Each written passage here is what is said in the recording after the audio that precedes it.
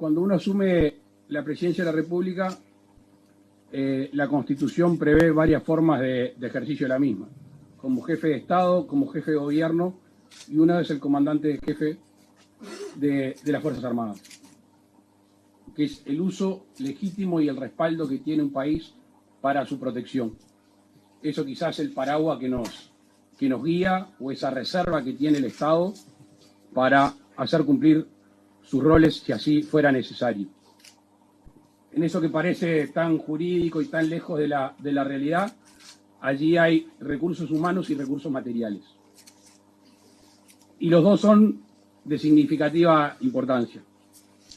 Un militar bien entrenado y bien dispuesto, si no tiene los recursos materiales, el armamento, el equipamiento, seguramente no pueda cumplir la función.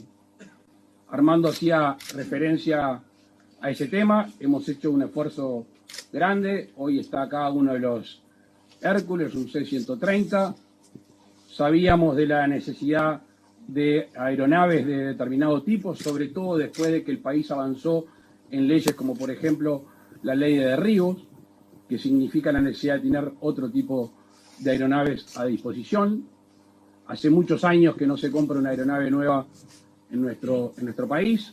Estamos tratando de hacer lo propio con la Marina, por las OPB, que es un tema que se ha llevado bastante tiempo. Hace por lo menos 15 años que el Uruguay está hablando de este tema y estamos haciendo los últimos esfuerzos para así cumplir. Ni que hablar en el Ejército, que reviste otra característica, pero también necesita de equipamiento y armamento. Y ahora vayamos a la parte humana, que es la que destacaba Armando. Con equipamiento, con aeronaves, con embarcaciones, si el personal militar en todos sus grados no está bien, seguramente no pueda cumplir la función. Y bien quiere decir varias cosas. Por supuesto que una es la retribución. Y este gobierno hizo un esfuerzo al principio del mismo por tratar de aumentar los salarios de aquellos más sumergidos. Bien habla de la salud.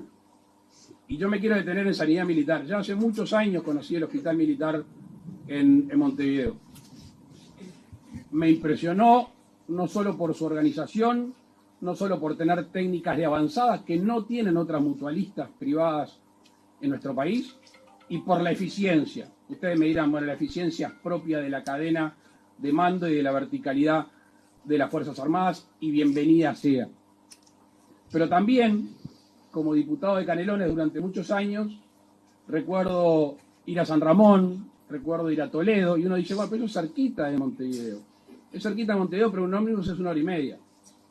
Y mucha gente del interior, ni que hablar del norte del Río Negro, tenía suerte de tener un convenio con la mutualista, tenía suerte de tenerlo, o tenía que hacer esa peregrinación al sur, que no solo es el paciente y su familia, o es el paciente alejado de su familia. Y todos sabemos lo importante que es tener a un familiar cerca cuando uno tiene que utilizar o necesita servicios de salud. El factor anímico es fundamental y la compañía en eso ayuda mucho.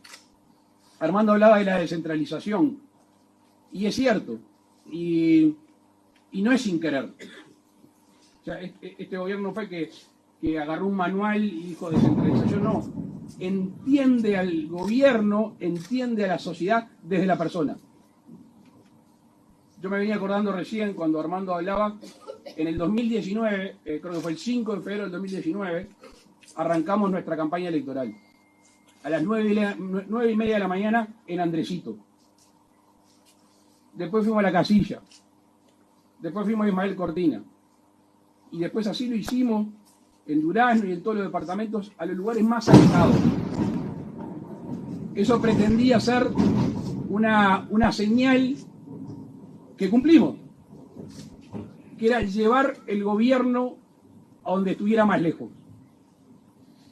Porque justicia significa tratar de desigual a los desiguales. ¿Y qué tiene que hacer un gobierno? ¿Qué tiene que hacer un presidente? Evaluar de acuerdo a los recursos, de acuerdo al presupuesto, ser austero, gastar bien, no dilapidar, y después ser justo.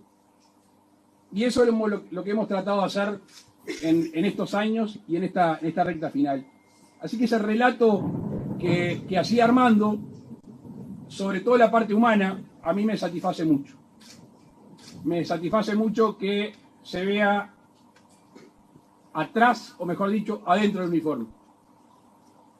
Porque seguramente uno el estereotipo militar lo tenga con una persona dura, una persona de sacrificio, una persona entrenada y adaptada a las peores situaciones. Pero adentro del uniforme hay un ser humano, hay un individuo, hay un padre, un hermano, un hijo, un nieto, un sobrino, un amigo, con corazón, con necesidades, con angustia, con tristeza, con sueños y con esperanza.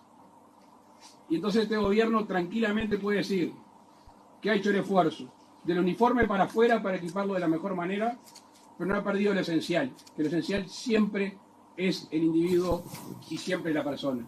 Así que para mí es un enorme gusto, como comandante en jefe de muchos de ustedes, estar inaugurando esto, que como explicaba el general Rebollo, va a ser una diferencia sustancial para que por lo menos, no solo en lo sanitario, sino en lo anímico y afectivo, la familia militar esté un poquito mejor. Muchas gracias.